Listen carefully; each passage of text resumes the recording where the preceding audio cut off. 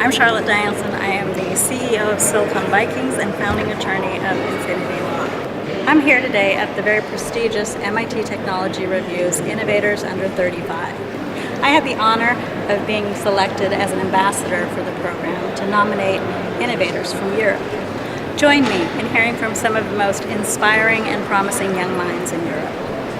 Hi, thank you so much for talking with us today, and congratulations on your award. Thank you very much. So tell us a little bit about MusicLock and why you Yes. created. Actually, when I created, I never thought it would become a company or a product or anything. So I was struggling with music theory. I love to play and improvise, and I wanted to become a composer. But the mathematics and the structures and the system, I never really got that as a young music student. So instead of giving up, I was quite frustrated, and I thought I want to reinvent the whole thing, which is a silly thought, a very naive thought as a 15-year-old. I just thought I would do it. But what it led me to is that I thought that, well, instead of having notes on a linear line, why don't we organize them in a circle?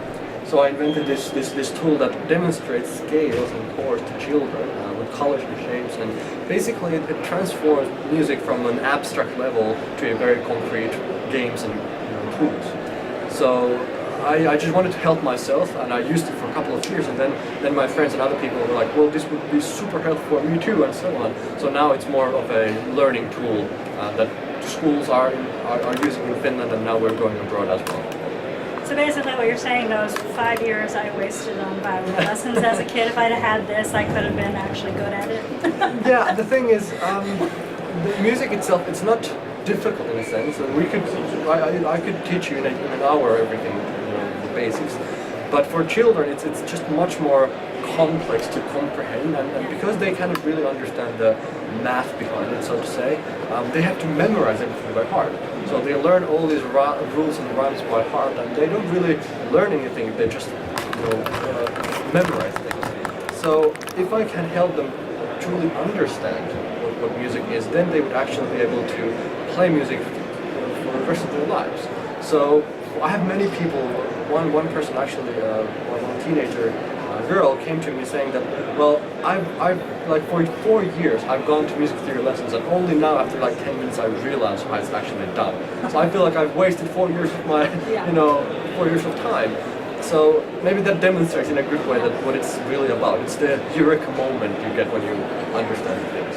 So you're primarily aiming at about 5 to 10-year-olds. Is there a Yes, reason behind that? Or? So beginners in general, we have more and more adults coming to us like, hey, I can learn music this way too.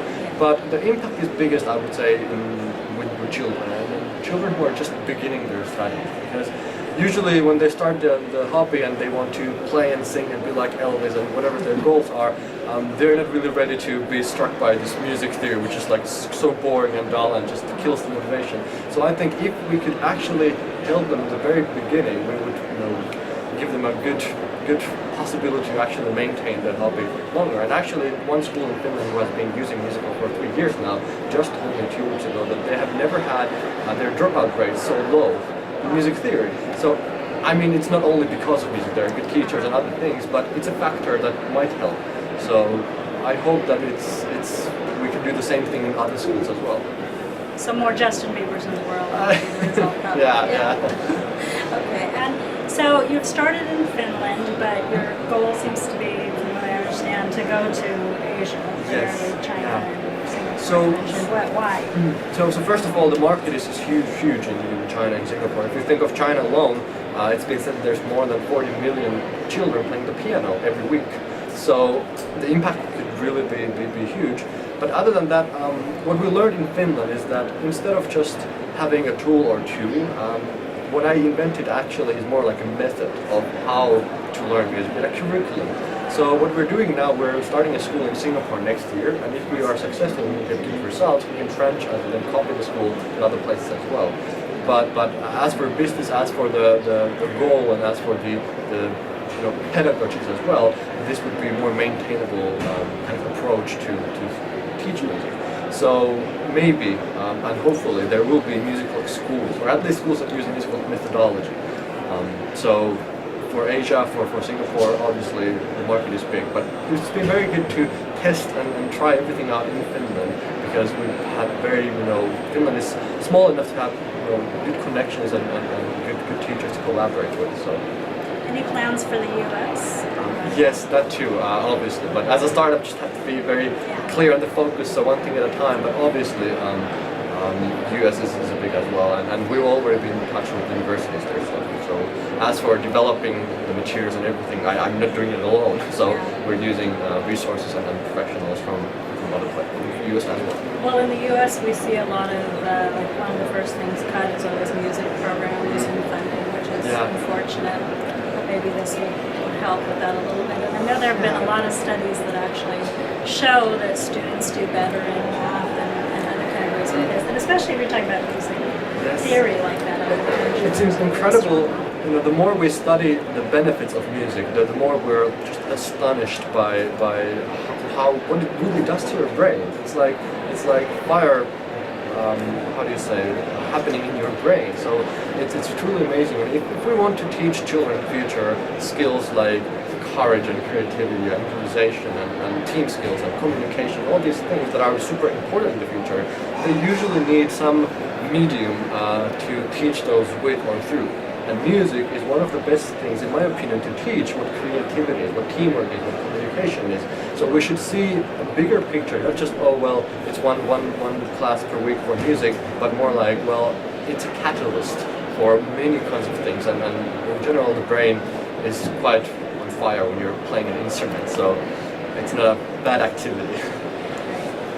And what's next, sort of, on the horizon? Do you have a plan? I mean, yes, I'm doing a lot of keynotes in Finland as well on disruption and exponential technologies, and that way I'm involved in many things. But right now we're developing the curriculum so that next year when we're opening the school in Singapore, it's going to be a piano school. Then we will have the materials, everything has been tested more or less. And I'm, for example, teaching in Finland a class myself, so I have a laboratory to every week test ideas and validate my assumptions. So basically still on the process of finalizing materials. I mean, in education sometimes, you might want to move faster and just break things and go forward, but it's a bit slower to change. As for, you have to get the teachers buy-in, you have to get the students and the parents and everything, so it takes a bit more time to truly show and prove that there's something here. So this is not a 1 or 2 year project, but more like, if we want to make a new standard for music, it might be tens of years, but obviously full speed forward. Great. Thank you so much. Thank you very much.